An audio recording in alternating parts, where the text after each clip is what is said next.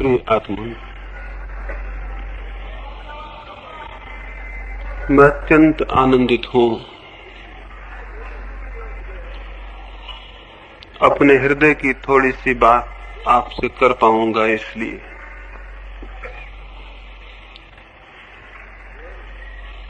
आनंद जितना बढ़ जाए उतना बढ़ जाता है।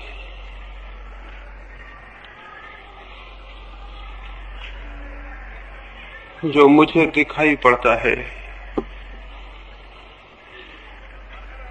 जीवन जैसा सुंदर, जैसा संगीत से पूर्ण, जैसा आह्लादकारी, जैसी धन्यता मुझे उसमें दिखाई पड़ती है, हृदय में कामना उठती है आपको भी जीवन वैसा दिखाई पड़े। और स्मरण रहे, जीवन वैसा ही हो जाता है जैसी देखने की हमारे पास दृष्टि होती है। वही जीवन नरक हो सकता है, वही स्वर्ग भी, वही बंधन हो सकता है और वही मुक्ति भी। लेकिन इधर कई हजार वर्षों से जीवन को बदलने की नहीं बल्कि जीवन से भागने की शिक्षा दी गई है। समझाया गया है कि जीवन को छोड़ दो और समझाया गया है कि जीवन से ही जो मुक्त हो जाए वही परम धन्य है। यह बात एकदम घातक, एकदम विष भरी है। इस शिक्षा का ये दुष्परिणाम हुआ, इस संस्कार का ये दुष्परिणाम हुआ कि जो जीवन बदला जा सकता था, जो दृष्टि इसी जीवन में परमात्मा को अनुभव कर सकती थी, उसके पैदा होने की सारी संभावना समाप्त हो गई। जो लोग जीवन से भागना शुरू कर देते हैं वे जीवन को बदलने में असमर्थ हो जाते हैं, और वे लोग भी जीवन को बदलने में असमर्थ हो जाते हैं जो जीवन को भोगना शुरू कर देते हैं। जीवन को भोगने वाला भोग में भटक जाता है, जीवन से भागने वाला भागने में, और जीवन को जानने से दोनों वंचित रह जाते हैं। दो ही प्रकार के लोग हैं, दो ही प्रकार की शिक्षाएं हैं, दो ही प्रकार की दृष्टियां हैं, और उन दोनों दृष्टियों के तनाव में, उन दोनों दृष्टियों के टेंशन में मनुष्य का निरंतर निरंतर जीवन क्षीण होता गया, अंधकारपूर्ण होता गया। एक छोटी सी कहानी मैं कहूं और फिर जो मुझे कहना है वो आपसे कहने चलूं। एक पागल खाने में कुछ लोग पागलों से पागलों का अध्ययन करने और उन्हें समझने गए। मित्रों का एक मंडल वहां गया। उन्होंने एक एक पागल के पास जाकर उसके जीवन को, उसके जीवन में घटी दुर्घटना को समझने की कोशिश की। एक पागल के पास वे बहुत देर तक रुके रहे और न केवल उस पागल के जीवन को उन्होंने समझा, वरन उनके हृदय को भी उसके जीवन ने छुआ। उस पागल खाने के चिकित्सक ने उस पागल के संबंध में बहुत सी बातें उन्हें बताई। वह अत्यंत दया योग्य पागल था। उसकी आंखों से आंसू बह रहे थे और उसके होंठ कुछ कहना चाहते थे, उसके लिए फड़क रहे थे लेकिन कह नहीं पाते थे। और उसके हाथ में एक बहुत बड़ी मनुष्य के ही बराबर एक स्त्री की पुतली थी, एक प्रतिमा थी, एक गुड़िया थी, और उस गुड़िया को वो हृदय से लगाए हुए था। उन लोगों ने पूछा चिकित्सक को कि इस पागल को क्या हो गया है, तो सारी घटना बताई गई, समझाया गया। वो जब युवा था, कोई 20 साल पहले की बात है, तब वो किसी युवती को प्रेम करता था। इतना प्रेम किया था उसने कि उसके अभाव में उससे अलग होकर वो या तो पागल होता या आत्मघात कर लेता। किसी भांति उसके घर के लोगों ने उसे आत्मघात करने से बचा लिया तो वो पागल हो गया था।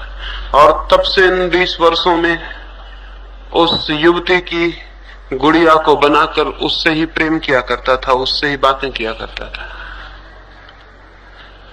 वे सभी जो इस कथा को सुने दुखी हो आए और उनकी आंखें भी गीली हो गईं। उन्होंने पूछा कि उस लड़की का फिर क्या हुआ। चिकित्सक ने बताया उसने दूसरे व्यक्ति से विवाह कर लिया। और तब वे आगे बढ़े और दूसरी कोठरी के समक्ष पहुंचे और उस चिकित्सक ने कहा यही वो दूसरा आदमी है। वे सब हैरान हो गए। उन्होंने पूछा इसे क्या हुआ। चिकित्सक ने कहा ये उस लड़की से विवाह करने के कारण पागल हो गया। इसने बहुत कोशिश की, इसने मरने की कोशिश की, लेकिन लोगों ने मरने न दिया और तब ये पागल हो गए। वे दोनों ही पागल हो गए। जिसने युवती को प्रेम किया और न पा सका, और वो भी जिसने उसे पा लिया। ये कहानी बहुत अजीब मालूम होगी, लेकिन अधिक लोगों के जीवन में यही कहानी घटित होती है। और एक दो छोटी घटनाएं कहूंगा ताकि मेरी बात का जो प्रारंभ बिंदु है वो आपके ख्याल में आ जाए। एक कारागृह में एक ही सुबह 2 व्यक्तियों को फांसी होने वाली थी। उनमें एक बहुत बड़ा पापी था, जिसको हम पापी कहते हैं, जिसने जीवन में जो भी बुरा था सब किया था और जीवन के सब भांति के कड़वे अनुभव लिए थे। और दूसरा एक पुरोहित था, एक पादरी था, एक सन्यासी था। वो राज्य द्रोह में पकड़ा गया था। उसने कोई पाप कभी नहीं किया। जहां जहां पाप की छाया था वो वहीं वहीं से दूर रहा। उसने जीवन को अत्यंत पवित्रता में और प्रार्थना में व्यतीत किया था। उन दोनों को फांसी होने वाली थी। जो उस कारागृह का पुरोहित था, मरने के पहले लोगों को परमात्मा की याद दिलाने वाला, वो आया। वो पहली कोठरी में गया और उसने उस पापी को कहा कि क्षमा मांगो परमात्मा से, दुखी हो, प्रार्थना करो और पश्चाताप करो। उस पापी की आंखों से आंसू बहने लगे। वो रोने लगा और उसने कहा कि हे परमात्मा, क्षमा कर उन पापों के लिए जो मैंने किए, और मुझे बल दे कि अगले जन्म में उन पुण्यों को जिन्हें मैं करना चाहता था, उनके करने की शक्ति और संकल्प पा सकूं। वो दुखी था जो पाप उसने किए उनके लिए, और दुखी था उन पुण्यों के लिए जो वो नहीं कर पाया। उसको प्रार्थना करवाकर पुरोहित दूसरी कोठरी में गया। वहां एक दूसरा पुरोहित बंद था। उसकी आंखों से भी आंसू बहते थे। पादरी ने उसे कहा कि क्षमा मांगो, जीवन में तुमने जो भूलें की हैं और पश्चाताप करो। उस पुरोहित ने कहा, मेरे मित्र, जरूर मैं पश्चाताप कर रहा हूं, लेकिन उन पापों के लिए नहीं जो मैंने किए, बल्कि उन पापों के लिए जो मैं नहीं कर पाया। मैं दुखी हो रहा हूं उन पापों के लिए जो मैं नहीं कर पाया और कर सकता था। मृत्यु के इस क्षण में वे सब पाप मुझे याद आ रहे हैं जो मैं कर लेता। हो सकता था उनमें आनंद होता। हो सकता है मैंने जीवन व्यर्थ गंवाया। और उसने कहा कि मेरे मित्र, तुम अभी युवा हो और तुम भी उसी मार्ग पर हो जिस पर मैं गया। मैं तुमसे प्रार्थना करूंगा कि मैं तो मर रहा हूं, लेकिन तुम पाप करने से मत चूकना, क्योंकि जो पाप करने से चूक जाता है बाद में पछताता है। वो युवा पादरी बहुत हैरान हुआ। पास में ही कोठरी में एक पापी पछता रहा था उन पापों के लिए जो उसने किए, और पास में ही एक पुरोहित पछता रहा था उन पापों के लिए जो वो नहीं कर पाया। जीवन दोनों ही तरह से उलझ जाता है। ये दो जीवन के रूप करीब करीब हर मनुष्य के सामने विकल्प होकर खड़े हो जाते। एक रास्ता है जीवन में वासनाओं को भोगने का, उनमें डूब जाने का। एक रास्ता है उनसे भाग जाने का, उनके प्रति पीठ मोड़ लेने का। और ये दो ही बातें निरंतर हमारे समक्ष हैं। मैं आपसे निवेदन करूंगा, दोनों ही बातें जीवन को नष्ट कर देती हैं। संसार भी नष्ट कर देता है और संन्यास भी, भोग भी नष्ट कर देता है और त्याग भी। क्या कोई और दृष्टि भी हो सकती है जीवन के प्रति जागने की? क्या कोई और मार्ग भी हो सकता है? उसकी मैं चर्चा करूंगा, लेकिन इसके पहले कि मैं उसकी चर्चा करूं, ये कह देना, ये समझ लेना जरूरी होगा कि ये दोनों मार्ग क्यों जीवन को नष्ट कर देते हैं। भोग का मार्ग क्यों जीवन को नष्ट कर देता है? जीवन भर इच्छाओं और वासनाओं के पीछे दौड़कर जीवन क्यों समाप्त हो जाता है? हाथ क्यों रिक्त रह जाते हैं और खाली? कोई उपलब्धि, कोई प्राप्ति, प्राणों का कहीं पहुंचना क्यों नहीं हो पाता? नहीं हो पाता, ये तो हम जानते हैं अपने अनुभव से भी, औरों के अनुभव से भी। मनुष्य जाति के हजारों वर्ष के अनुभव यही कहते हैं, नहीं पहुंचना हो पाता। वासना में जितना दौड़ते हैं, जितना डूबते हैं, मन और रिक्त और खाली होता चला जाता है। मन भरता नहीं, मन पूर्णता को नहीं पाता। मन और भी खाली और रिक्त हो जाता है, और रिक्त मन ही दुख है। रिक्त मन आकांक्षाओं और प्यासों और अभीप्साओं से भरा हुआ मन, लेकिन जिसकी पूर्ति कुछ भी ना हो पाई हो, ऐसा मन दुख और संताप है। लेकिन कुछ भी करें, कुछ भी पालें, कैसे भी दौड़ें, जीवन में कोई भी उपलब्धि बन जाए, फिर भी ये मन तो भरता नहीं। आज तक किसी का भी भरा नहीं। एक सुबह एक राजा के महल के द्वार पर बड़ी भीड़ थी। भीड़ बढ़ती ही गई,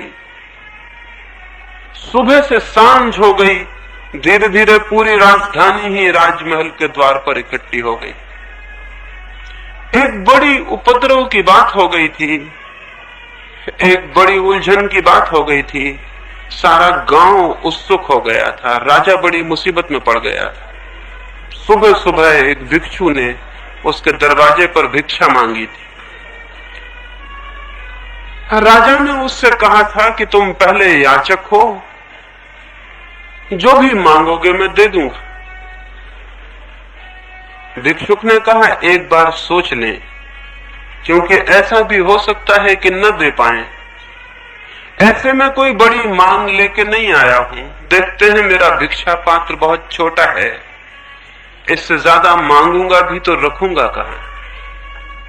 इसलिए घबराए ना, मांगूंगा तो छोटी बात, लेकिन हो सकता है उसे भरने में राजा भी कमजोर पड़ जाए, छोटा पड़ जाए। इसलिए सोच लें और फिर वचन दें। निश्चित ही राजा को चुनौती लगी होगी, निश्चित ही राजा के मन को चोट लगी होगी। उसने कहा कि तुम जो कहोगे पूरा करूंगा, मांगो। उस भिक्षु ने कहा मेरा ये जो भिक्षा का पात्र है, इसे यदि पूरा भर दें तो मैं तृप्त हो जाऊं और चला जाऊं। राजा ने कहा ये कौन बड़ी बात है, ये कौन कठिनाई की बात है। एक राजा के लिए, एक सम्राट के लिए? किस चीज से तुम चाहते हो कि इसे मैं भर दूं? उस भिक्षु ने कहा, ये मेरी कोई मांग नहीं, बस मेरा पात्र भर जाए, इतना काफी। राजा ने कहा, छोटा सा पात्र है।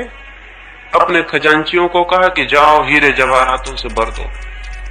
उसके पास तिजोरियां थी अकूत, उसके पास धन था जो कभी गिना नहीं जा सका, उसके पास दौलत थी जिसका कोई हिसाब न था, उसका राज्य था जिसकी कोई सीमाएं न थी। सोचा कि क्या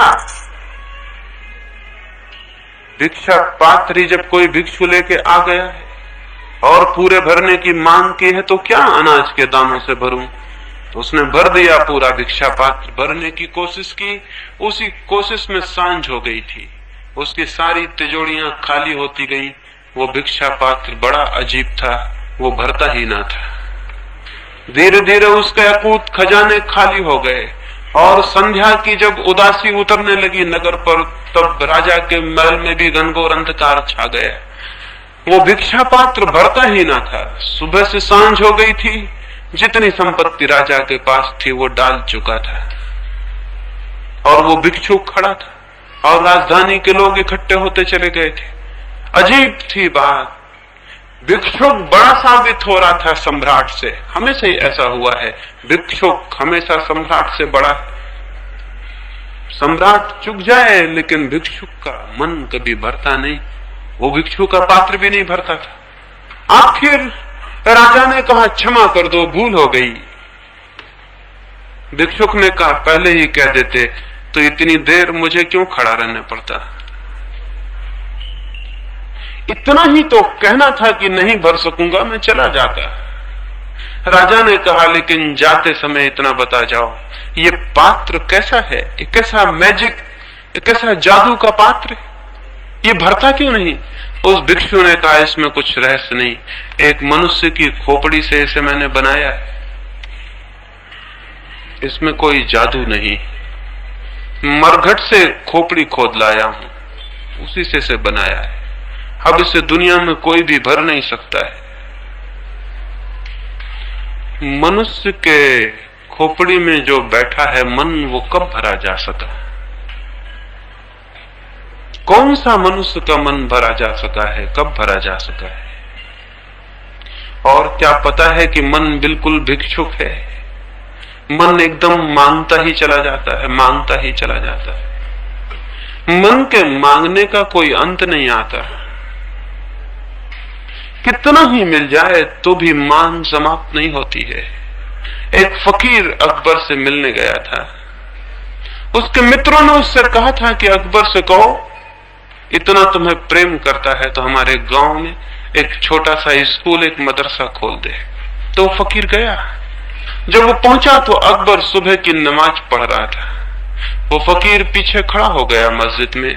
नमाज पूरी हुई, अकबर ने दोनों हाथ उठाए और कहा कि हे परमात्मा, मेरे राज्य को और बढ़ाकर, मेरे खजानों को बढ़ाकर, मेरे धन को बढ़ा, मेरी दौलत को बढ़ा। वो फकीर हैरान हो गया। उसने कल्पना न की थी कि अकबर भी मांगता होगा। वो वापस लौटने लगा सीढ़ियों से। अकबर उठा तो उसने देखा, उसने चिल्लाया कि कैसे आए और कैसे वापस लौट चले। उस फकीर ने कहा, मैंने सोचा मैं बादशाह से मिलने जाता हूं, पाया यहाँ भी एक फकीर बैठा है और जो खुद ही मांगता है उसको और मैं मांग के लज्जित करूं तो शोभा नहीं देता। तो तुम जिससे मांगते थे, अगर मांगना ही होगा तो हम भी उसी से मांग लेंगे, लेकिन अब तुमको बीच में लेने का कोई भी कारण नहीं है। अकबर भी मांगता है, सम्राट भी मांगते हैं। इसलिए दुनिया में दो तरह के भिखारी होते हैं, एक जिनके पास कुछ नहीं होता और मांगते हैं, और एक जिनके पास सब होता है फिर भी मांगते हैं, लेकिन भिखारी होने में कोई फर्क नहीं होता है। ये हो सकता है कि बहुत कुछ आपके पास हो, इससे इस भ्रम में न पड़ जाएं कि आपके भीतर का भिखमंगा मर गया।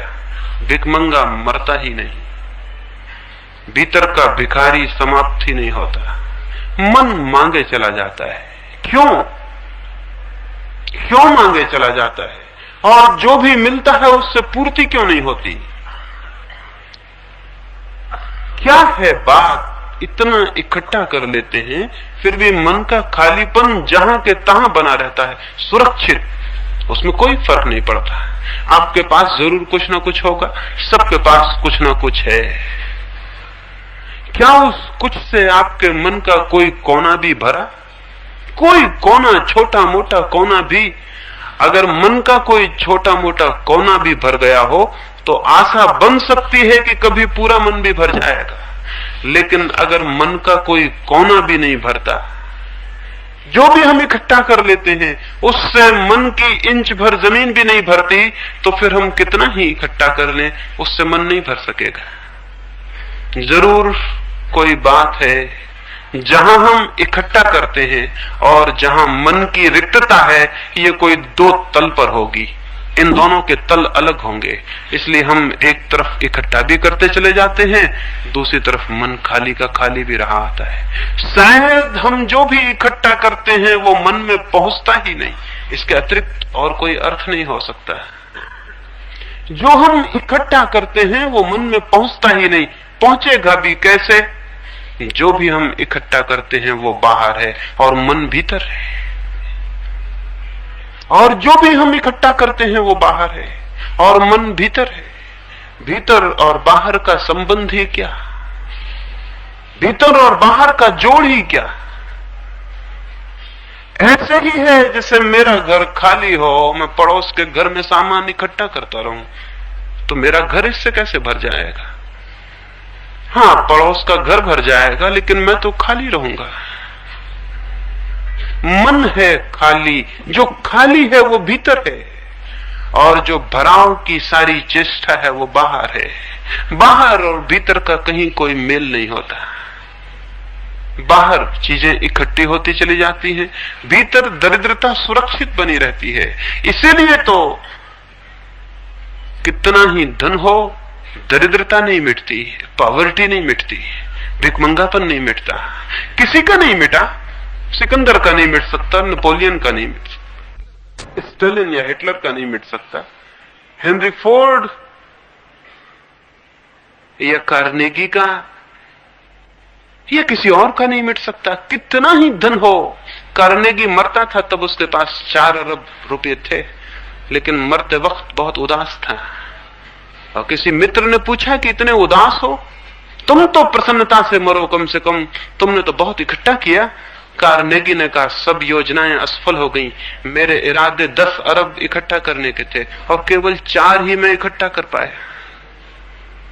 केवल 4 और 10 की योजना थी, और इस भूल में न रहे कि 10 इकट्ठे हो जाते तो योजना वहीं टिक जाती, योजना आगे चली जाती। योजना बढ़ती है क्षितिज की भांति।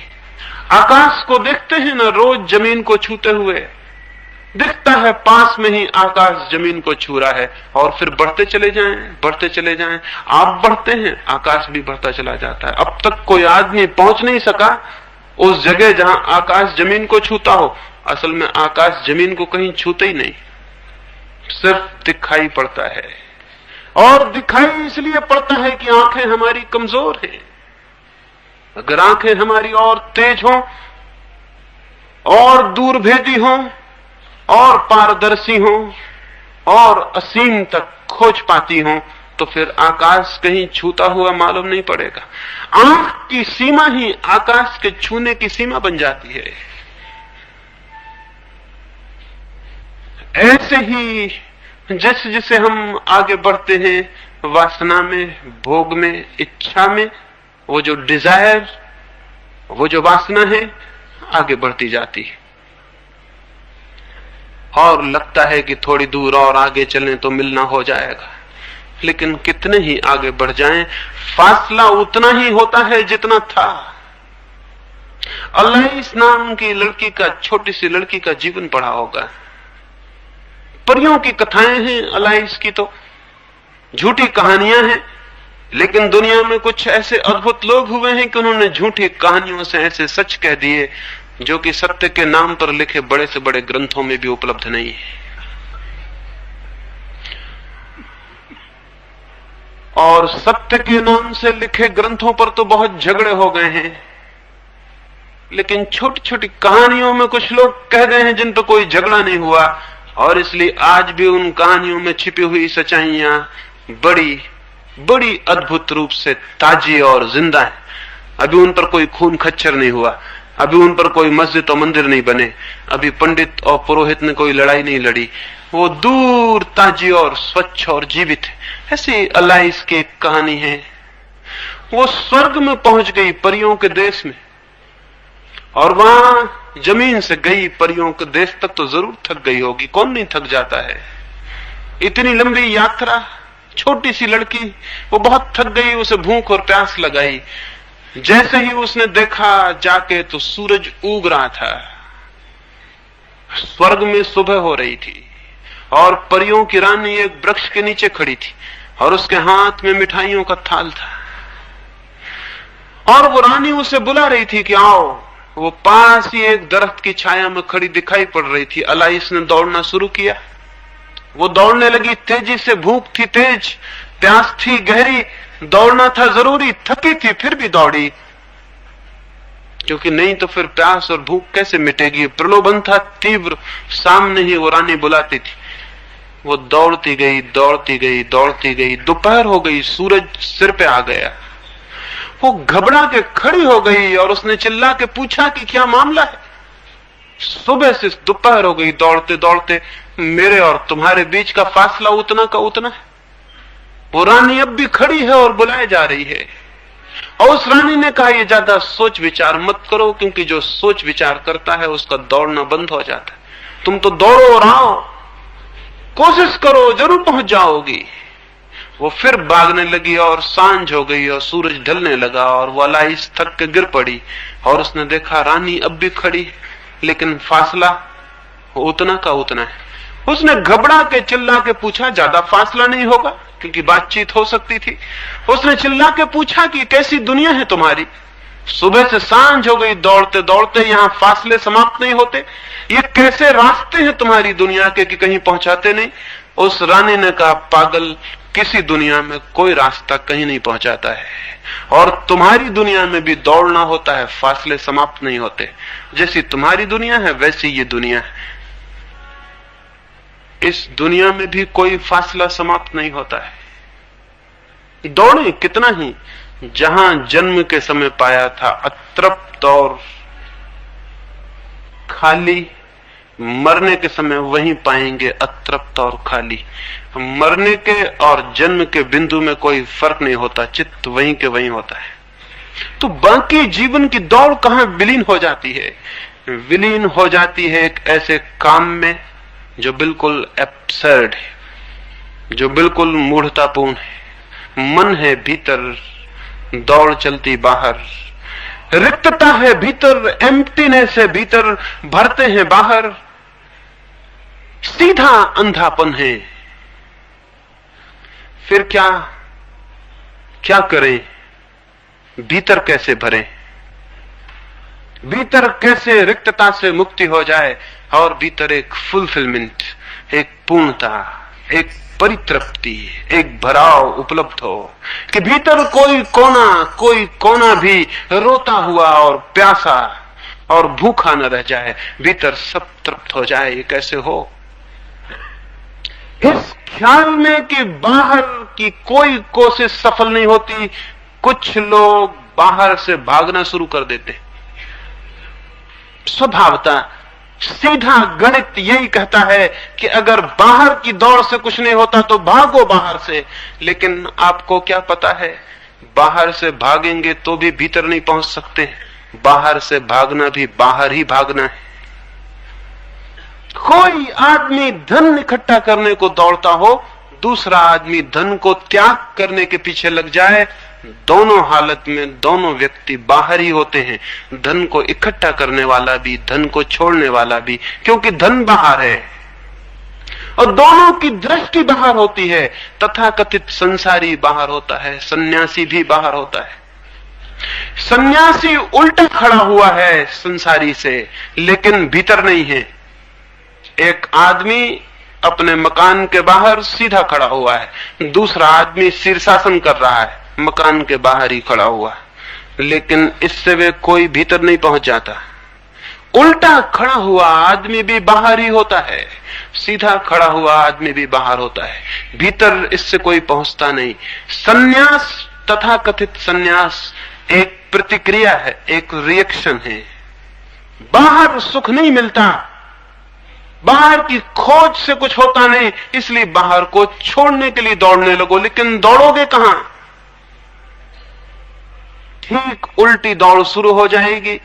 कोई स्त्री के पीछे भागता है, कोई स्त्री से दूर भागता है, लेकिन जो स्त्री के पीछे भागता है वो भी स्त्री का चिंतन करता है, और जो स्त्री से दूर भागता है वो भी स्त्री का चिंतन करता है। दोनों के चित्त स्त्री में अटके होते हैं, और स्त्री हो तो पुरुष में अटके होते हैं, धन में अटके होते हैं, यश में अटके होते हैं। और जो इस दुनिया के यश और धन से भागने लगता है, इससे उल्टा जाने लगता है, इससे दूर हटने लगता है, पलायनवादी हो जाता है, एस्केप करने लगता है, उसका चित्त किसी परलोक में सुखों की कामना करने लगता है।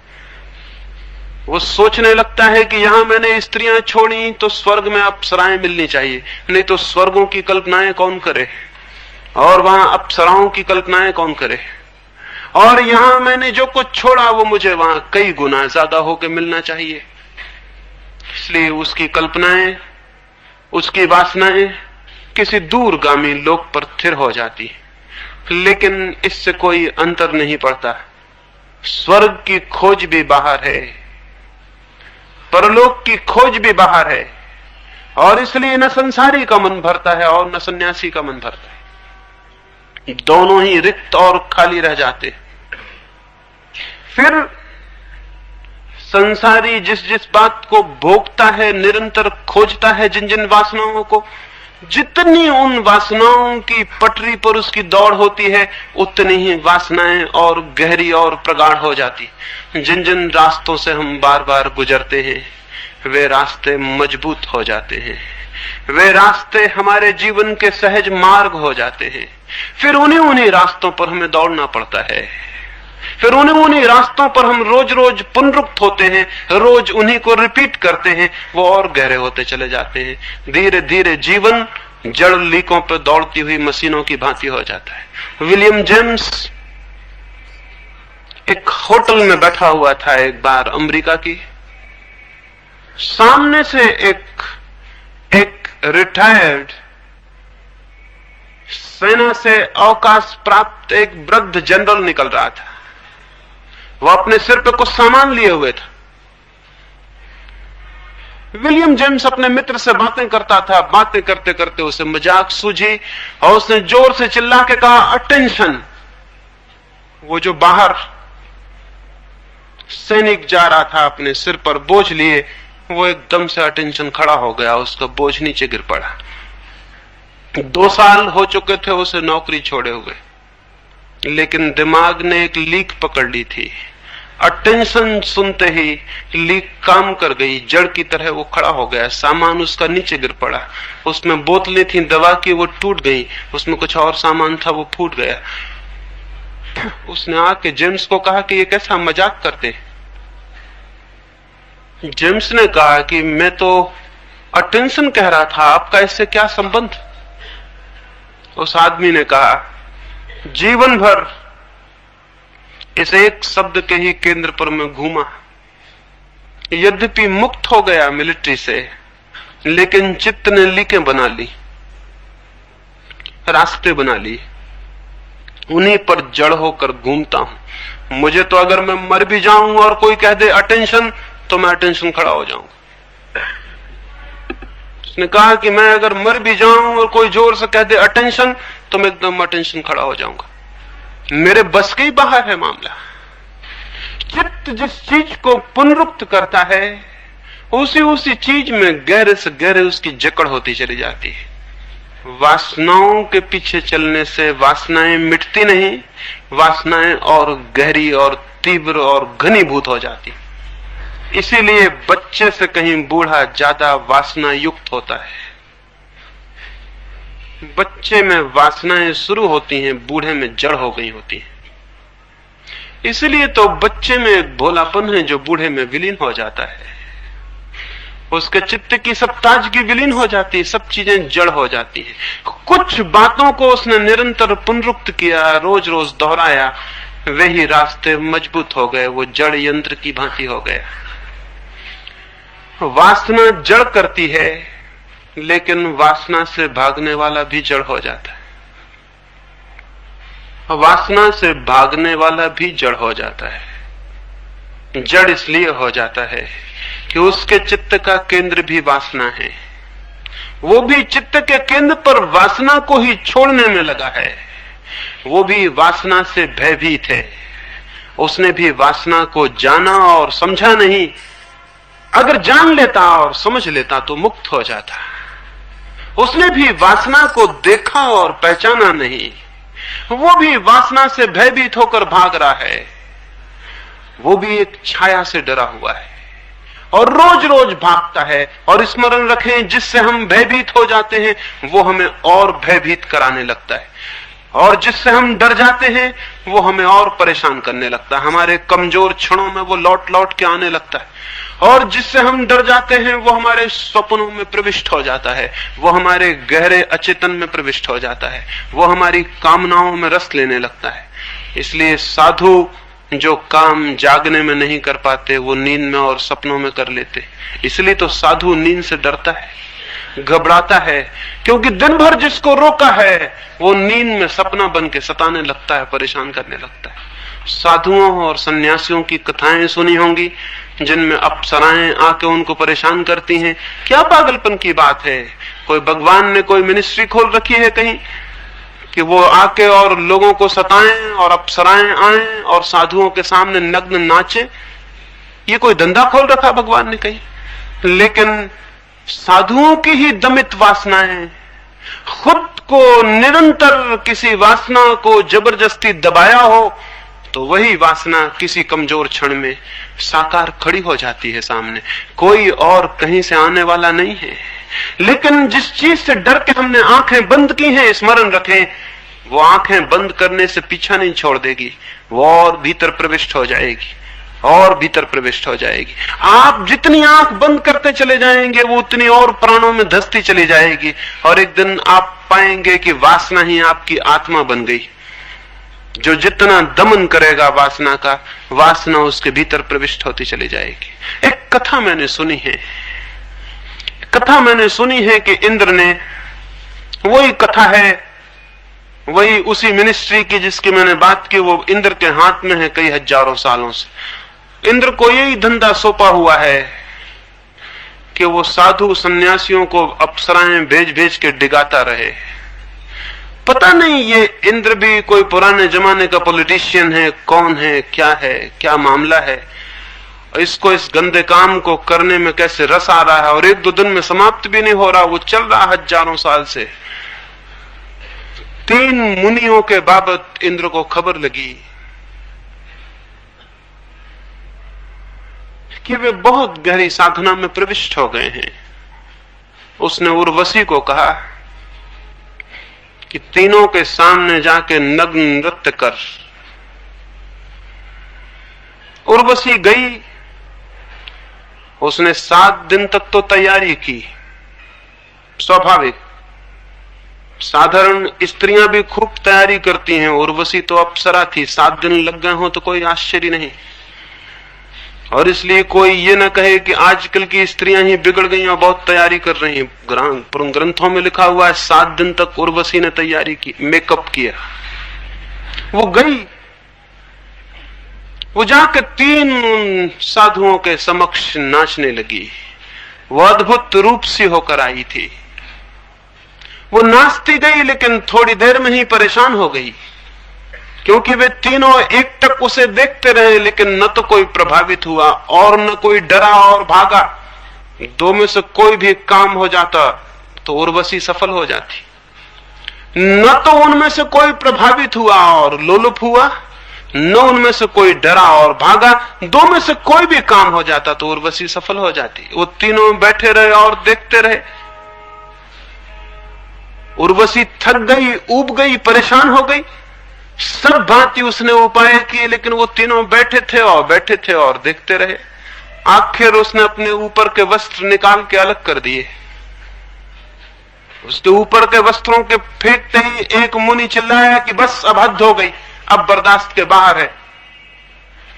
दूसरे दो मुनियों ने कहा आंखें बंद कर लो, क्योंकि उर्वशी के नृत्य पर हमारा क्या बस, अपनी आंखों पर हमारा काबू है। वो नाचती है, उसे नाचने दो। अगर तुम घबरा गए और डर गए तो आंखें बंद कर लो।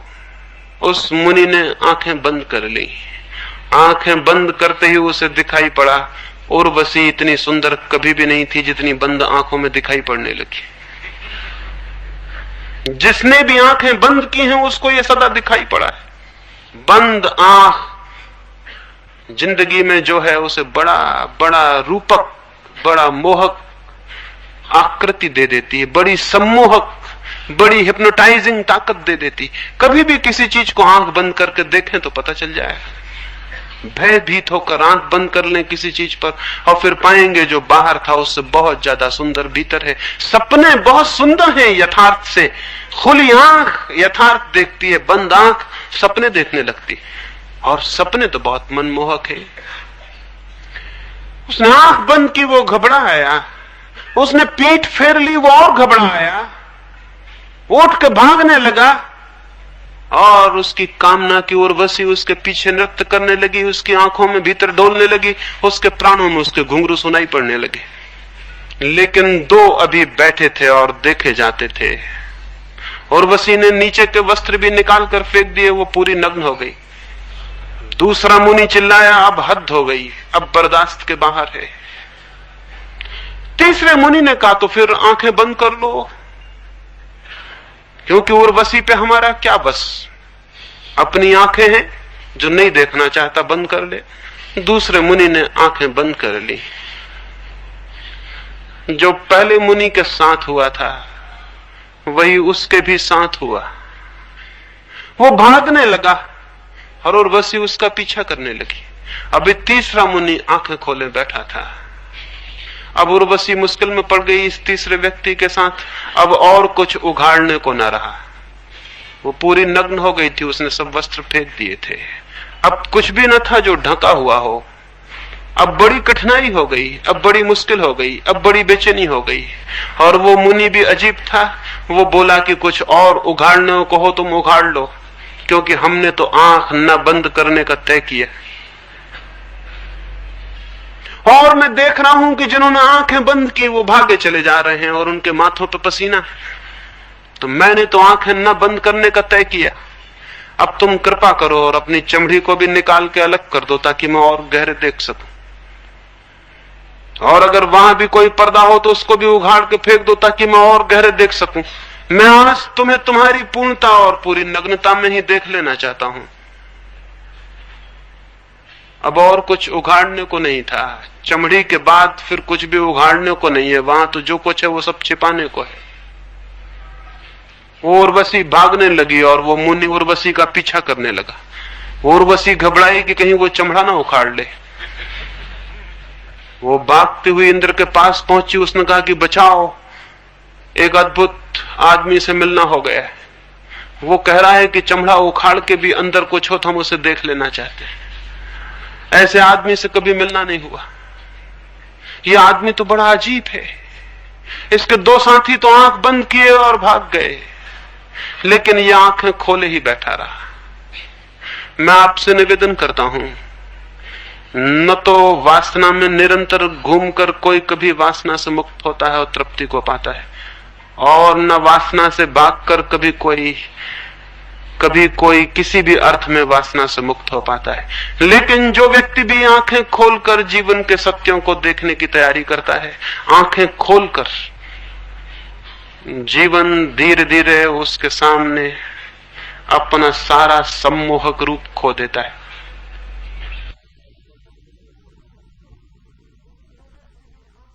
जो व्यक्ति भी आंखें खोलकर जीवन को देखने का साहस करता है, उस व्यक्ति के समक्ष जीवन का सारा रहस्य उद्घाटित हो जाता है। उस व्यक्ति के समक्ष जीवन में कुछ पाने जैसा नहीं रह जाता। उस व्यक्ति के समक्ष जीवन में कोई दौड़ नहीं रह जाती और न कोई भागना। जहां दौड़ नहीं है वहां कोई भागना भी नहीं है। जहां कोई आकर्षण नहीं है वहां कोई विकर्षण भी नहीं है।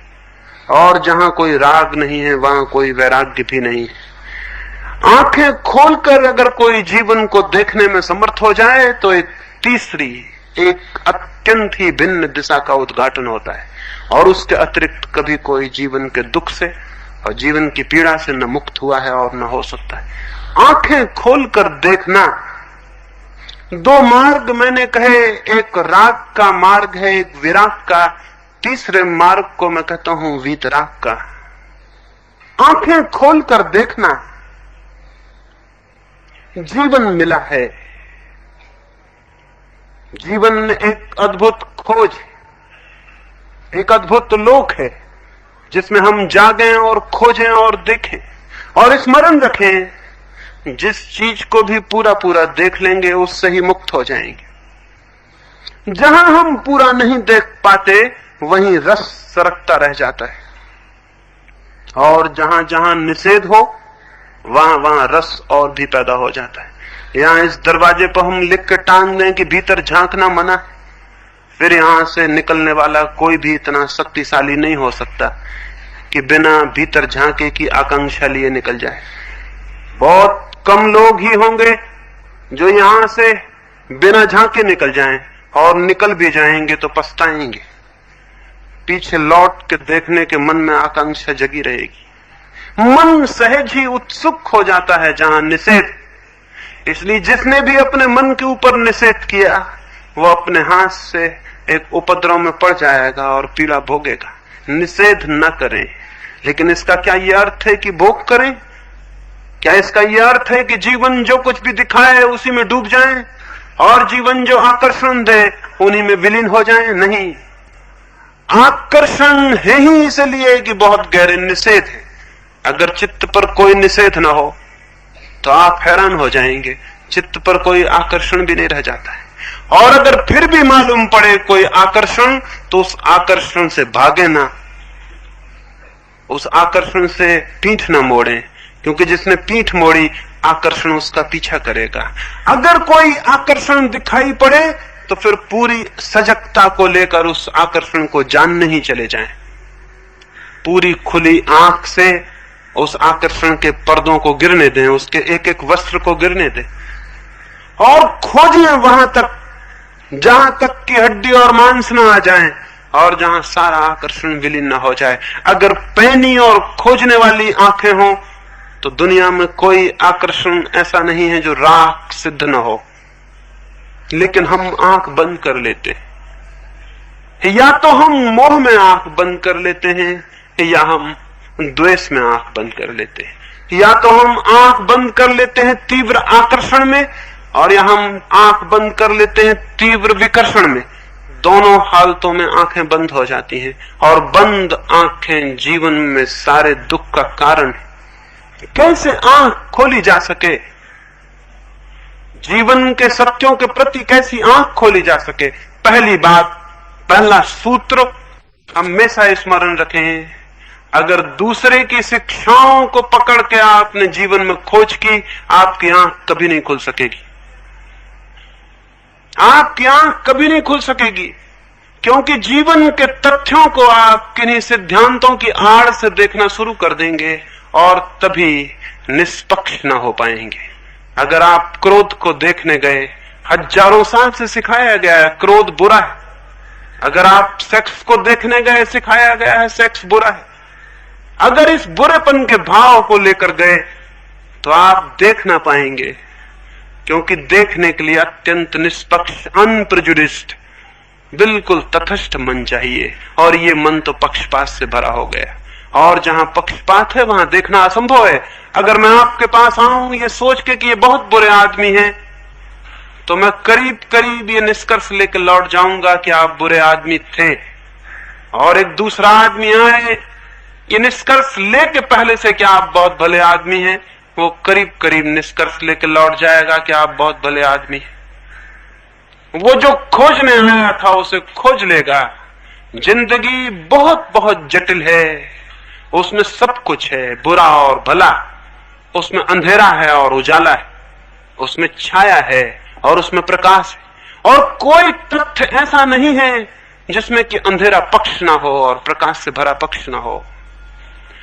तो जो व्यक्ति जो पक्ष लेके जाएगा वो उस तथ्य में से वही बात निकाल लेगा, लेकिन पूरे सत्य से वो कभी परिचित नहीं हो पाएगा।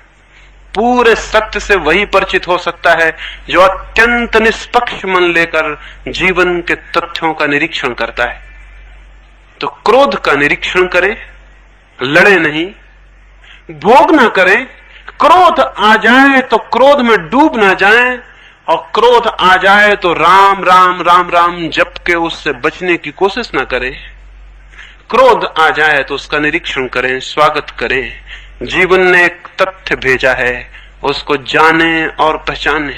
एक फकीर था, मरते वक्त उससे किसी ने पूछा कि तुम्हारे जीवन में सबसे बड़ी कौन सी घटना घटी?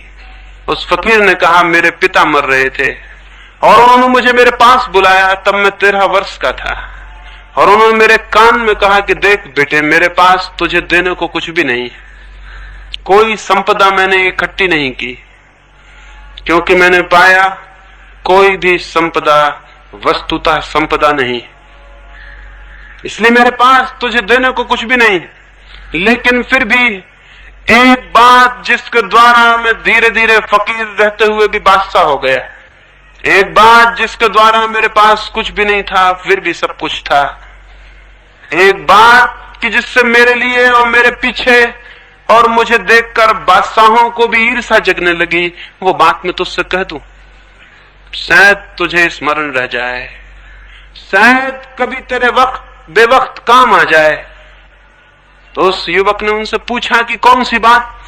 तो उसके पिता ने, मरते हुए पिता ने कहा था कि तब जब भी तेरे जीवन में कोई तथ्य आए, क्रोध, काम, वासना, कोई भी बात तेरे जीवन में आए, तो उसे मेहमान की तरह जानकर स्वागत करना, अतिथि की तरह जान के स्वागत करना, ना तो एकदम उसके प्रभाव में डूब के खुद को भूल जाना और ना उससे आंखें चुराना।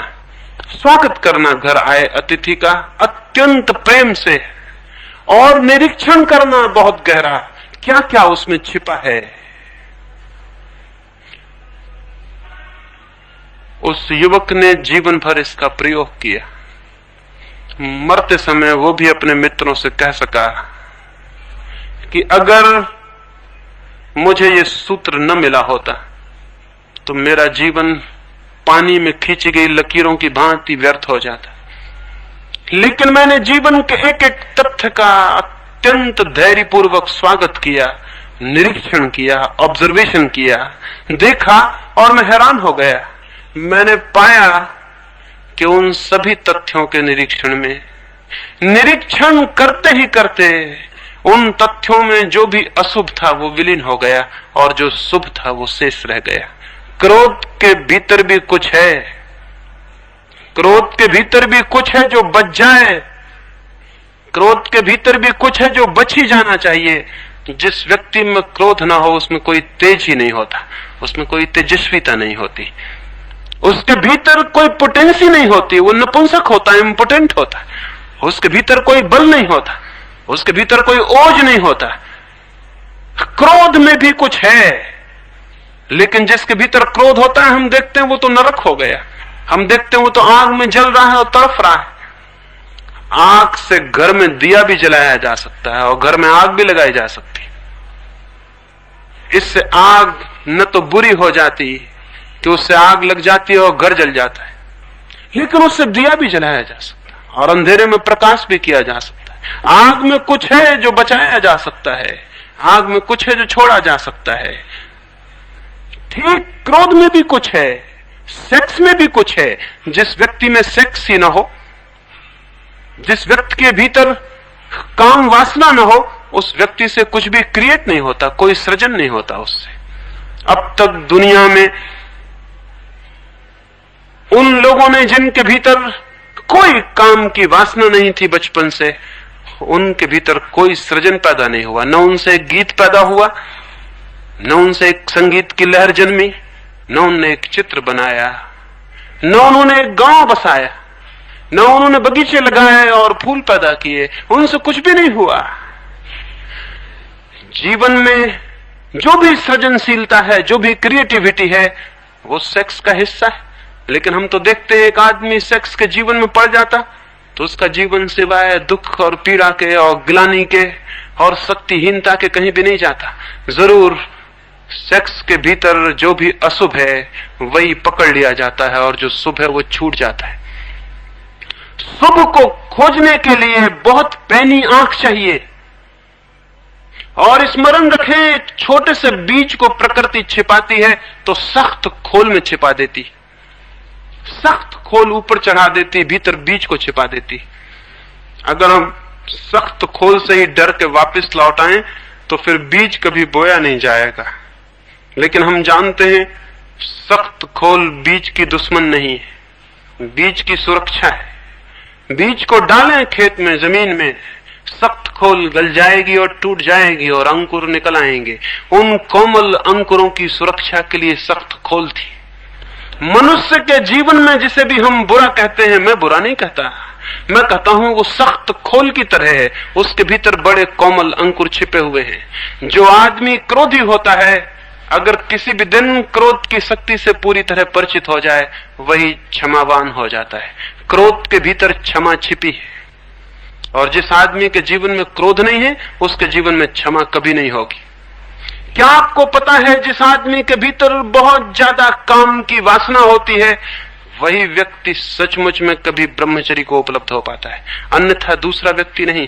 सेक्स की शक्ति ही, काम की शक्ति ही ब्रह्मचर्य का ओझ बन जाती है। जैसे किसी घर के बाहर हम खाद को इकट्ठा कर दें, गंदगी को इकट्ठा कर दें, तो बास दुर्गंध फैलना शुरू हो जाएगी। वहां जीना और रहना कठिन हो जाए, वहां श्वास लेना मुश्किल हो जाए।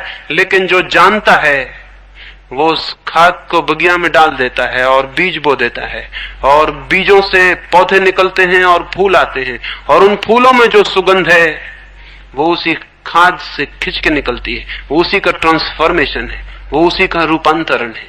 खाद के दुश्मन न बन जाएं, खाद के उपयोग करने वाले बने, खाद के गुलाम न बन जाएं, खाद के मालिक बने।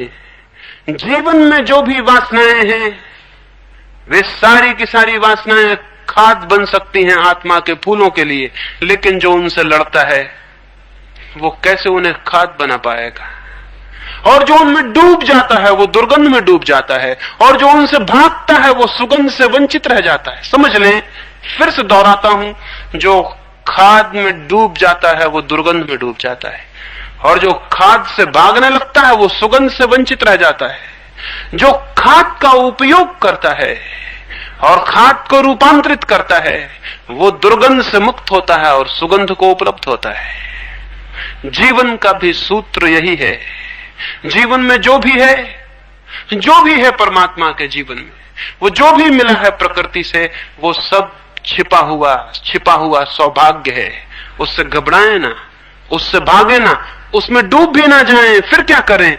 उसका निरीक्षण करें, उसके साक्षी बने, उसका ऑब्जर्वेशन करें, उसे देखें, उसे पहचानें, उसे सब तरफ से खोजें और उससे परिचित हों।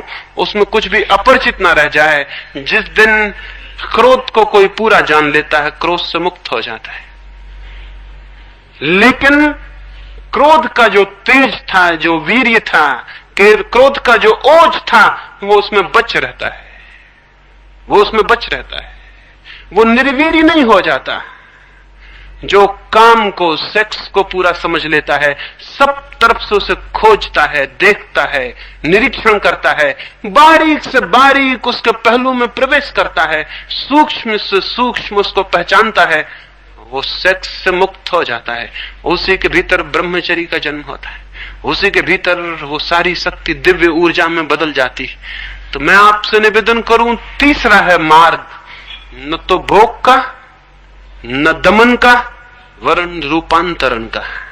ट्रांसफॉर्मेशन का, और रूपांतरण होता है निरीक्षण से, ऑब्जर्वेशन से। क्या आपको ख्याल है, क्या आपको पता है कि जैसे ही हम चीजों को देखना शुरू करते हैं एक बुनियादी अंतर शुरू हो जाता है, जीवन में एक बुनियादी अंतर शुरू हो जाता है। क्या यह संभव है कि एक मकान में आप हों और आपको दिखाई पड़ता हो कि सामने दरवाजा है, फिर भी क्या आप दीवार से निकल सकेंगे? नहीं निकल सकेंगे। दरवाजा जिसे दिखाई पड़ता है वो दीवार से कैसे निकलेगा? वो तो दरवाजे से निकल जाता है, दीवार से नहीं निकलता। अगर कोई दीवार से टकराता हो तो जानना चाहिए उसकी आंख खुली हुई नहीं है, इसलिए टकराता है। जीवन में जो भी अनीति है वो आंख के बंद होने के कारण है। दुनिया में कोई बुरा आदमी नहीं है, दुनिया में कोई भला आदमी नहीं है। दुनिया में ऐसे लोग हैं जिनकी आंखें बंद हैं और ऐसे लोग हैं जिनकी आंखें खुली हैं। खुली आंखों वाले लोग हैं और बंद आंखों वाले लोग हैं। आंख जिसकी भी खुल जाए उससे बुराई असंभव हो जाती है। आंख जिसकी खुल जाए वो दरवाजे से निकलता है, दीवारों से नहीं टकराता। हम टकराते हैं, इसका एक ही अर्थ है कि आंख बंद है, और बंद आंख वाला भागने लगे तो कोई हल होने वाला है क्या? आंख खुलेगी तो हल होगा, भागने से कोई हल होने वाला नहीं है। अभी इस दीवार से टकराते थे, भागेंगे तो दूसरी दीवार से टकराएंगे, द्वार कैसे मिल जाएगा? भागने वाला आदमी द्वार कैसे पा सकता है? अभी एक दीवार से टकराता था, भागेगा दूसरी दीवार से टकराएगा, लेकिन द्वार खोजने के लिए न भागने की जरूरत है, न अंधे की भांति टकराने की जरूरत है, आंख खोलने की जरूरत है। जीवन के प्रति आंख खोलने की जरूरत है, और हमारी आंखें सच में ही करीब करीब बंद हैं। हम जीवन के किसी तथ्य को न तो देखते हैं न खोजते हैं। कभी आपने अपने क्रोध को खोजा? हिंदुस्तान से एक फकीर कोई 1500 वर्ष हुए चीन गया। वहां का एक बहुत बड़ा बादशाह उससे मिलने आया, और उस बादशाह ने कहा, मैंने सुना है कि तुम किसी का भी मन शांत कर देते हो। उस फकीर ने कहा कि बिल्कुल यही हमारा धंधा है, लोगों का मन शांत कर देना। तुम्हें मन शांत करवाना है? वो बादशाह हैरान हुआ। बहुत फकीरों से मिला था, वो शांति की बातें समझाते थे, कहते थे ऐसा करो वैसा करो तो शांत हो जाओगे। ये अजीब आदमी है, उसने कहा कि तुम्हें मन शांत करवाना है, अगर करवाना है तो सुबह 4 बजे आ जाओ, जरा जल्दी आ जाना, कोई दूसरे लोग ना आ जाएं, तो मैं तुम्हारा पहले ही शांत कर दूंगा। तो वो राजा संदिग्ध हुआ मन में कि ऐसी कोई आसान बात है क्या किसी का मन शांत कर देना? ये कोई मशीन है क्या कोई ठीक कर दे? लेकिन फिर भी उसने सोचा कि एक मौका तो देना चाहिए इस फकीर को भी, दिखता तो पागल है, क्योंकि इसकी बात में कोई समझ तो मालूम होती नहीं, अब तक किसी ने यह कहा ही नहीं। वो सीढ़ियां उतरने लगा उस मंदिर के जिसमें फकीर ठहरा था। बीच में फकीर ने चिल्ला कहा कि सुनो, कल आओ तो ख्याल से अपने अशांत मन को साथ ले आना, नहीं तो हम शांत क्या करेंगे। राजा और हैरान हुआ कि जब मैं आऊंगा तो मन तो मेरे साथ ही होगा, ये कहने की क्या जरूरत थी। एक आदमी पागल मालूम होता है। दूसरे दिन 4 बजे क्या 3 बजे ही राजा पहुंच गया। कौन नहीं अपने अशांत मन को शांत करवा लेना चाहेगा? आप भी होते, आप भी पहुंच गए होते, और मुफ्त में हो रहा था, कुछ काम भी वो करवा नहीं रहा था, कुछ धन नहीं ले रहा था, कुछ मांग नहीं रहा था, कुछ छीन नहीं रहा था। वो पहुंचा, उस फकीर ने पूछा कि ले आए अपना मन? उस राजा ने कहा, ये भी क्या हैरानी की बात करते हैं, मैं आया तो मन भी आ गया। उसने कहा, इतना आसान मामला नहीं है कि तुम यहां आ गए तो तुम्हारा मन भी आ गया हो, ये जरूरी नहीं है। आदमी कहीं होता है, मन उसका कहीं होता है। अभी आप ही यहां बैठे हैं, कोई जरूरी थोड़ी कि आपका मन भी यहीं बैठा हो। आप यहां हो और मन कहीं और हो। 100 में 99 मौके तो यही है कि मन कहीं और होगा। आदत मन की कहीं और ही रहने की है। उस फकीर ने कहा कि जरूरी नहीं है, आंख बंद करो। उस फकीर के कहने पर उस राजा ने आंख बंद की। उस फकीर ने कहा कि मैं तो ये देखता हूं कि तुम एक चम्हार की दुकान पर खड़े हुए हो। सच बात थी, वो रात भर से सोच रहा था, उसके जूते खराब हो गए थे और वो सोच रहा था कि एक चम्हार के यहां सुबह से जाके जूते खरीद लिए जाएं। तो वो आ तो गया था फकीर के यहां, मन की शांति उतनी मूल्यवान भी कहां है, जूते खरीदना बहुत बड़ी बात है। तो आ तो गया था मन शांत कराने, लेकिन सोच रहा था जूते खरीदने की बात। उस फकीर ने कहा कि मैं तो देखता हूं कि तुम जूते खरीद रहे हो दुकान पर, अभी दुकान भी नहीं खुली और तुम पहुंच गए, और अभी चमार उठा भी नहीं और आप हाजिर हैं। और राजा घबराया, उसने कहा कि आप कहते तो ठीक है, मेरा मन तो वहीं चला गया था। उसने कहा इसीलिए मैंने कहा था कि तुम मन ले आना, अब तुम मन ले आओ, आंख बंद करो, मन यहां आने दो और खोजो मन के भीतर की अशांति कहां है, और जैसे अशांति पकड़ में आ जाए मुझे बता दो, मैं उसे हमेशा के लिए समाप्त कर दूं। उस राजा ने आंखें बंद की। उस नीरव सन्नाटे में सुबह वहां और कोई भी न था, रात थी, अभी तो गहरी अंधेरा था, और वो फकीर अद्भुत सामने बैठा था, और वो एक डंडा हाथ में लिए था, और उसने कहा कि जैसे तुमने बताया कि यहां अशांत है कि मैं उसे डंडे से बिल्कुल ठीक ही कर दूंगा। पागल आदमी से पाला पड़ गया था, और राजा डरा हुआ आंख बंद करके भीतर खोजने लगा कि अशांति कहां है। वो जैसे जैसे खोजने लगा वहां कोई अशांति पकड़ में आती भी नहीं थी। कोई आधा घंटा ये चला होगा, उस फकीर ने डंडे से उसको धक्का दिया और कहा बहुत देर लगा रहे हो, पकड़ो कहां है अशांत मन। उसने कहा मैं बहुत मुश्किल में पड़ गया, मैं उसे खोजने जाता हूं, वो मिलता नहीं। उस फकीर ने कहा कि जाओ, मैंने शांत कर दिया, और तुम्हें सूत्र कह देता हूं, अशांति को खोजना, अशांति विलीन हो जाएगी। अभी तुम खोजते हो, मिलती नहीं। तुम जिस चीज के प्रति भीतर जाग जाओगे और खोजने लगोगे वो विलीन हो जाएगी, क्योंकि जागा हुआ आदमी का मन दिए की ज्योति की तरह हो जाता। अगर आपके घर में अंधेरा हो और मैं आपसे कहूं एक दिया जला के खोजें कि अंधेरा कहां है, तो जिस कोने में आप दिया लेके जाएंगे वहीं से अंधेरा विलीन हो जाएगा। आप कभी दिया लेके अंधेरे को खोज नहीं सकते। अभी तक सूरज इतने दिनों से रोज सांझ सुबह डूबता निकलता है, खोज रहा है, अभी तक मिल नहीं पाया अंधेरे से। अभी तक सूरज खोज नहीं पाया कि अंधेरा कहां है। वो जहां मौजूद होता है वहीं अंधेरा विलीन हो जाता है। ज्ञान ने अब तक कोई अंधेरा नहीं जाना है भीतर। खुली आंख भीतर कोई अंधेरा नहीं जानती, कोई पाप नहीं जानती। तो आंख खोलें और भीतर खोजें कि कहां है क्रोध, और जब क्रोध उठे तो उसका निरीक्षण करें, और जब वासना मन को पकड़े तो उसका निरीक्षण करें, देखें, खोजें, पहचानें, तो खुली आंखों को भीतर ले जाएं। हमारी आंखें सारी दुनिया को देखती हैं, पड़ोसी को देखती हैं, दूर दुनिया में रहने वाले आदमी को देखती, लेकिन खुद को देखने के लिए हमारी दो आंखें बिल्कुल काम में हम नहीं लाते। सारी दुनिया को देखना चाहते हैं, सारी दुनिया के आलोचक बनना चाहते हैं। आलोचक का मतलब जिसने अपनी आंखें दूसरे पर जोर से जमा दी। लोचन का मतलब आंख होता है, आलोचक का मतलब होता है जोर से आंख किसी पर लगा दे। ऐसे आदमी को हम लुच्चा भी कहते हैं। लुच्चे का भी मतलब ही होता है जो कोई जोर से किसी पे आंख गड़ा दे, उसको हम कहते हैं बहुत भद्दे ढंग से देख रहा है। आलोचक और लुच्चे एक जैसे ही होते हैं, कोई फर्क नहीं होता है। दूसरे को बहुत गौर से देखना, लेकिन एक और तरह का जीवन भी होता है, खुद को ही बहुत गौर से देखना। जितनी तीव्रता से हम खुद को देखने लगे और खुद के जीवन की वृत्तियों का निरीक्षण और खोज करने लगे, उतना ही आप हैरान हो जाएंगे।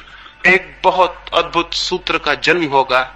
दिखाई पड़ेगा कि जैसे ही देखना शुरू किया, जो जो व्यर्थ था वो क्षीण होने लगा, जो जो सार्थक था वो उभरने लगा, जो जो विसंगीत था वो विदा होने लगा, जो जो संगीत था उसकी ध्वनियां आने लगी, जो जो दुर्गंध थी वो जाने लगी, जो जो सुगंध थी उसके फूल खिलने लगे।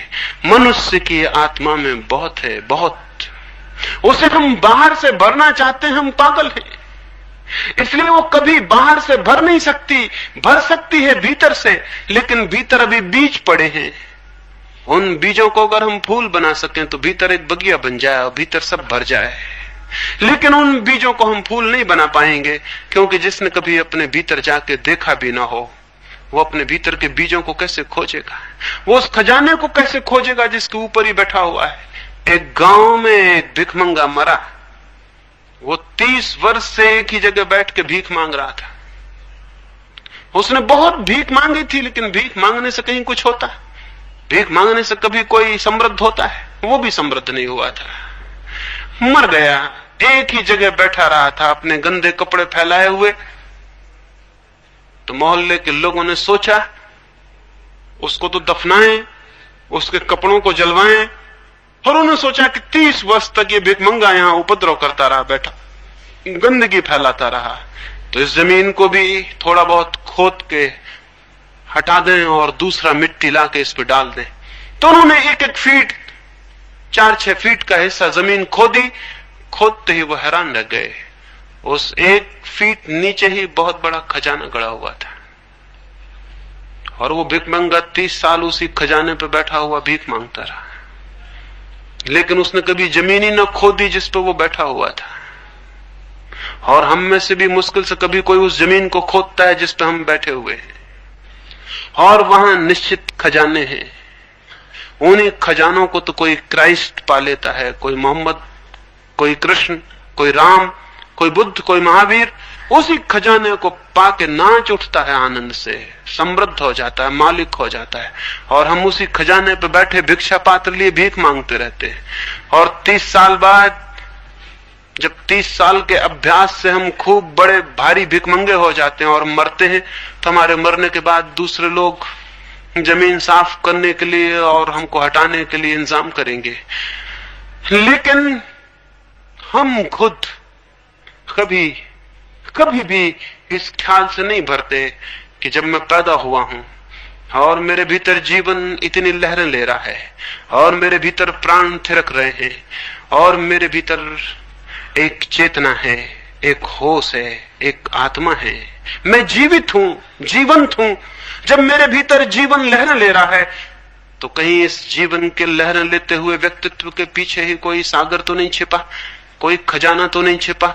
मैं वहां जाऊं और खोजूं, मैं वहां पहुंचूं और जागूं, तो शायद खजाना 1 फीट से ज्यादा दूर नहीं है। एक छोटी सी कहानी और मैं अपनी चर्चा को पूरा करूंगा। खजाना बहुत निकट है उनके लिए जो आंखें खोलते हैं और उस जमीन को खोदते हैं जिस पर खड़े हैं। क्रोध पर आप खड़े हैं, सेक्स पर आप खड़े हैं, शत्रुता पर आप खड़े हैं, घृणा पर आप खड़े हैं, द्वेष पर आप खड़े हैं। इस सब को खोदे। यही जमीन है जिस पे आप खड़े, जिस पे कोई भी खड़ा है, इसको खोदें। हो सकता है कि बहुत ही थोड़ी गहराई पर खजाने मिल जाएं। कोलोराडो का नाम सुना होगा। वहां जब सबसे पहले आज से कुछ वर्षों पूर्व सोने की खदानें मिली, तो वहां एक बड़ी अद्भुत घटना हुई। सोने की खदानें मिली थी, लोग जमीनें खरीद रहे थे कोलोराडो में, और जो थोड़ी बहुत जमीन भी खरीद लेता था वही अरबपति और धनपति हो जाता था। ऐसा सोना उगल रही थी जमीन। जिनके पास जितना पैसा था उन्होंने उतना पैसा लगा के जमीनें खरीद ली। एक बहुत बड़े करोड़पति ने सोचा छोटी मोटी जमीन क्या खरीदूं। उसने अपनी सारी फैक्ट्री बेच के, सारे धन दौलत बेच के अपना मकान तक बेच दिया और किराए के मकान में चला गया। और उसने कोई 1 करोड़ रुपया लगा के एक पूरी पहाड़ी खरीद ली। उस पहाड़ी पर उसने बड़े बड़े खोदने के यंत्र ले गया और खुदाई शुरू हुई, और दुर्भाग्य भी शुरू हुआ। खुदाई होती गई, पत्थरों के सिवा वह उस पहाड़ी पर कुछ भी हाथ न लगा। आसपास ही लोगों ने छोटे छोटे खेत खरीद लिए थे और उन खेतों में सोना मिला था, और उस पहाड़ी पर कुछ भी नहीं था। वो पहाड़ी बिल्कुल खाली मालूम होती थी। घबराहट फैल जानी स्वाभाविक थी। उसके परिवार के लोग तो मूर्छित होने लगे और उन्होंने कहा कि क्या पागलपन किया। चलती रोजी थी, कमाई अच्छी थी, वो सब बर्बाद हो गई और एक पत्थर का पहाड़ खरीद लिया। उस आदमी ने लेकिन साहस न खोया और वो खुदाई करता ही गया और करता ही गया। लेकिन सारे घर के लोग उसे पागल कहने लगे। घर में खाने पीने तक की मुश्किल खड़ी हो गई। उस पहाड़ से कुछ भी नहीं निकल रहा था सिवाय पत्थरों के। मजदूरों को पैसा चुकाना भी मुश्किल हो गया था, और जो यंत्र पहाड़ पे चढ़ाए थे उन्हें उतारने के लायक पैसे भी उनके पास नहीं रहे थे। उसने विज्ञापन किया कि मैं अपने पूरे पहाड़ को मैं यंत्रों के बेचना चाहता हूं। और उसने 2 करोड़ रुपया दाम रखा। उसके घर के लोगों ने, उसके मित्रों ने कहा कि तुम क्या पागल हुए हो, तुम्हारे दुर्भाग्य और दुर्घटना की खबर सारे मुल्क में पहुंच गई, कौन इसे खरीदेगा। अब मुश्किल है कि कोई पागल इस चक्कर में फंस जाए जिसमें तुम फंसे। उस आदमी ने कहा, ऐसा मत सोचो, मुझसे भी बड़ा कोई पागल हो सकता है। और एक आदमी मिल गया जो उसे 2 करोड़ में खरीदने को राजी हो गए। उसके घर के लोगों ने कहा कि तुम आंखें रहते हुए क्या अंधापन कर रहे हो, एक आदमी डूब के टकरा के मर गया उसी पहाड़ से और तुम भी वही कर रहे हो। उस आदमी ने कहा, हो सकता है एक ही हाथ खोदूं और सोने की खदान आ जाए। जहां तक खोदा गया वहां तक सोना नहीं है, ये जाहिर है, लेकिन उसके आगे नहीं है, ये किसने कहा। निश्चित ही लोगों ने कहा, तुम्हारा दिमाग खराब है, अपने हाथ से मुश्किल में पड़ते हो। उसने वो पहाड़ खरीद लिया और आश्चर्य की बात है, 1 ही फीट के बाद खदान शुरू हो गई।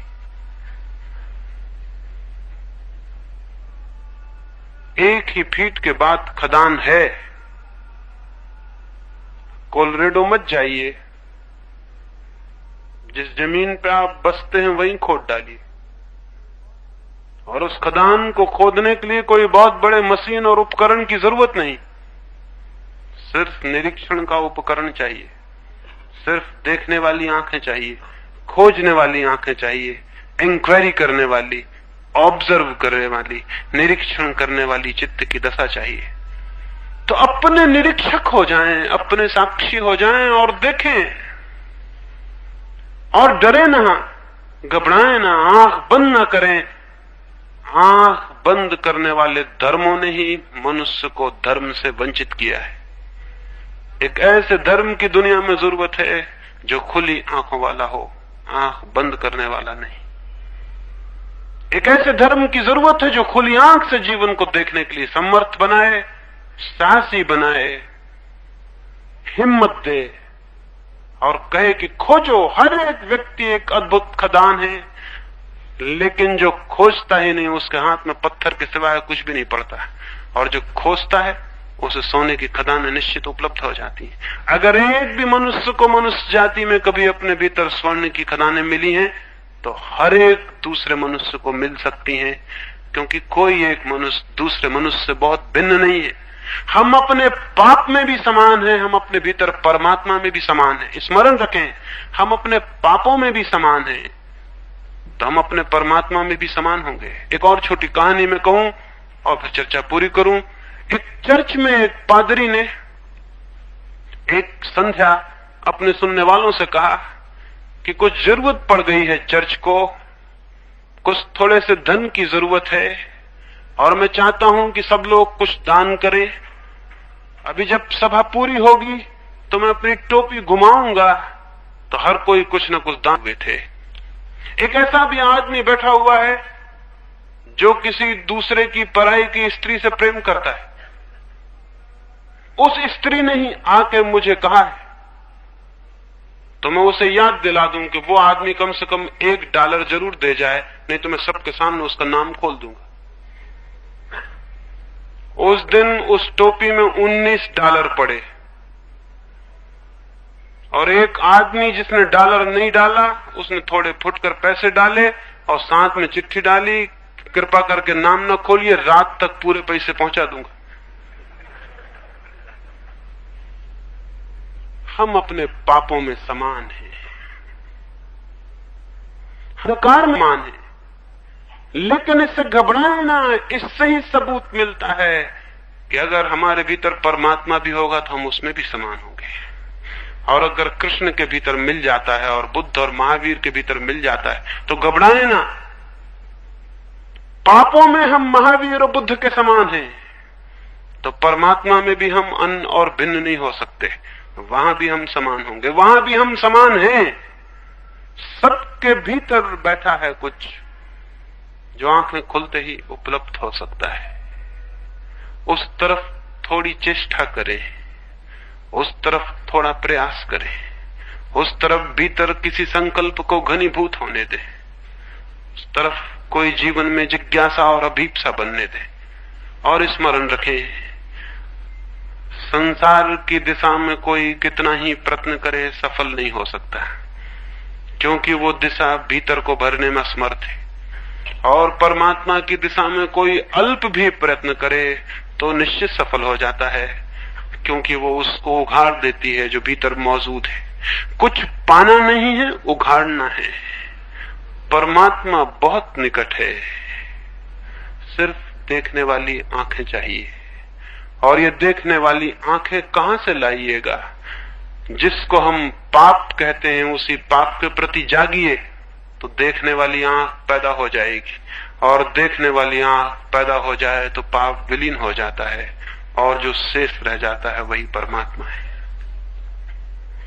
मेरी इन बातों को इतनी शांति और प्रेम से सुना है, उससे मैं अत्यंत अनुग्रहित हूं, और सबके भीतर बैठे परमात्मा को प्रणाम करता